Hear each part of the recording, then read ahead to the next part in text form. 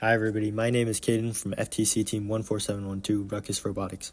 In this video and the rest of the series, I will be introducing robot design through computer-aided design for the First Tech Challenge. This series is not going to be so much a pure CAD curriculum, but more an overview and introduction to the robot design process for FTC and how CAD interfaces with that. So if you're new to FTC or the design and mechanical side of FTC, this is a great place to get an overview of the fundamentals, learn about different resources, and get a feel for how you might design a robot for your team. So CAD stands for computer-aided design, and it's basically the process of using computer software to create a model of a design. CAD is mostly used for things like engineering, architecture, product design, those kinds of things. And there are a bunch of different CAD softwares designed for different purposes with different capabilities. Some are for drafting drawings in 2D, others for modeling parts in 3D, some for electronic design. And the point is that it includes a wide range of things. Now in FTC, CAD is pretty essential for designing and engineering robots, and it makes the process much easier. With CAD, you're able to create detailed 3D models of your robot's various parts and systems, which enables things like better planning, prototyping, and iteration before you actually physically construct your robot. CAD also enables you to have a model to do like analysis on to 3D print or machine, or to have so that you can render visuals in your team's engineering portfolio. Now, there are quite a few different CAD softwares. Some of them I've worked with are AutoCAD, SolidWorks, Onshape, Fusion 360, and Rhino. And there are many others like NX, CATIA, and Creo. In FTC and pretty much most other, engineering applications, we mainly use what's called parametric CAD, as opposed to direct modeling CAD softwares. And that includes some of the software that I listed, but not all of them. With parametric CAD, you're essentially building features or different geometric operations on top of each other to create your part. As you add them, you're basically creating what's called a feature tree or model history or timeline, whatever you want to call it, that captures a sequence of operations and how each feature relates to each other. That allows you to go back into your history and edit an old operation. The changes you make there will then affect whatever comes after.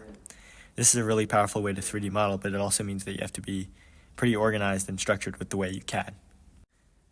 Direct modeling throws all of that out of the window. You still perform different operations to make your part, but they aren't captured in any sort of history. Some softwares allow you to work in both a parametric setting and a direct modeling setting, and you can actually do some really neat things with that. Anyways, so now that we've got a baseline understanding of what CAD is, let's talk about some specific softwares and which are good for FTC. The two most popular for FTC, at least in my experience, are Onshape and Fusion 360, which are both relatively new in the world of CAD. Both these have cloud features, which have advantages for things like data management and collaboration, which are both really important, especially when you're working on a team. Another reason that they're pretty popular in FTC is that they're really accessible for education users. After that, for FTC, you'll probably hear about SolidWorks and Inventor, which are a bit older and also more standard in industry, but they're less accessible. I think out of all of these softwares, my team prefers Onshape, and that's because Onshape has a large FTC user base, and there are a lot of FTC community resources available on Onshape, like the FTC Parts Library, which contains basically full catalogs of all the different parts available for most vendors using FTC. And those parts and new parts are constantly added and updated by the community. People can also really easily share other files and libraries containing things like configurable parts and feature scripts, which is a part of Onshape, which allows users to make custom features that they can add to their own toolbars and use in their own designs. A few other big benefits that I think come from it being cloud-based are that you can collaborate on files live, and you also don't need full-on workstations to get good performance. The only drawbacks are that you're dependent on Wi-Fi for performance, and some people are also concerned with their files being in the cloud. Besides all of that, I also personally prefer the way Onshape handles the CAD workflow over something like Fusion.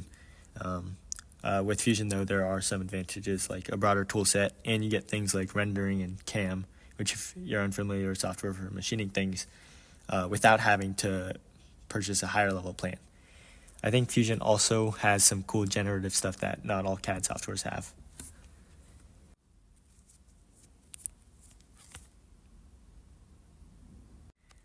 With that said, we'll be using Onshape in the rest of the series, but even if you don't want to learn Onshape or you're already using another software, There are a lot of transferable CAD ideas that you can bring into other softwares. In the rest of the series, we'll be covering things like how to get started with robot design, how to get started with CAD, and some other various CAD ideas and techniques that are useful in general and for FTC. If you're already slightly familiar with CAD and want to find community resources for CAD, Game Manual 0 is a great place to look, and the unofficial FTC Discord is also really helpful. Anyways, thanks for watching.